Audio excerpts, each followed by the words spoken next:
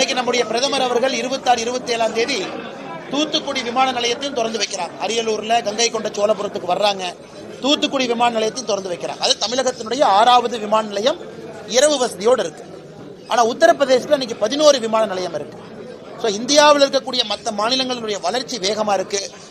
ஹரியானாவுடைய per capita GST தமிழகத்தினுடைய per capita GST விட ஹரியானா முன்னாடி இருக்கு.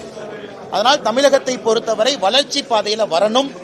தமிழகத்தை பொறுத்தவரை நிலைய இளைஞர்களை தொழில்துறைக்கு கொண்டு வரணும், ஸ்டார்ட் அப்பை என்கரேஜ் பண்ணணும், உள்ளூர் வணிகத்துக்கு முக்கியத்துவம் கொடுக்கணும். பல இடத்துல சொன்ன இன்னைக்கு தமிழ்நாட்டினுடைய மக்கள் தொகை குறைய ஆரம்பித்திருக்கிறது. டோட்டல் ஃபர்டிலிட்டி ரேட் TFR என்று சொல்லுவோம். ஒரு பெண்ணுக்கு 2.1 குழந்தைகள் பிறந்தாதான் இறப்பும் பிறப்பும் சமமா இருக்கும். இன்னைக்கு தமிழ்நாடு 1.7. இந்தியாவில் 3 மாநிலங்களுடைய மக்கள் தொகை குறைய ஆரம்பித்திருக்கிறது. அது தமிழ்நாடும் ஒன்று.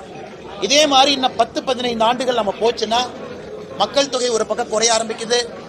வட இந்தியாவிலிருந்து தமிழகத்தில் பணிபுரியக்கூடியவங்க திரும்ப வட இந்தியாவுக்கு போயிடுவாங்க. உத்தரப்பிரதேசம் வளர்ச்சி அடையும் பொழுது, ஒரிசா வளர்ச்சி அடையும் பொழுது திரும்ப போயிடுவாங்க. அப்ப உள்ளூர்ல வேலை பார்ப்பதற்கு ஆட்கள் இருக்காது. இது போன்ற பிரச்சனை அவங்க முன்னாடி நான் வச்சேன். National traders welfare board chairman முன்னாடி நான் சொன்னேன், தமிழகத்தில் இது போன்ற பிரச்சனைகள் இருக்கு, இதையும் நீங்க அட்ரஸ் பண்ணுங்க, இங்க இருக்கக்கூடியதையும் நீங்க அட்ரஸ் பண்ணுங்க, தமிழ்நாட்டினுடைய வளர்ச்சிக்கும் நீங்கள் உறுதுணையாக இருக்க வேண்டும் என்கின்ற வேண்டுகோளையும் வைத்தேன். ஏன்னா தமிழ்நாட்டில் ஸ்டேட் ட்ரேடர்ஸ் வெல்ஃபேர் போர்டினுடைய தலைவராக இருக்கக்கூடிய முதலமைச்சர் ஐயா ஸ்டாலின் அவர்கள் அக்கறையோடு இதுல பங்கேற்கணும். அவங்க மத்திய அரசை பயன்படுத்தணும்.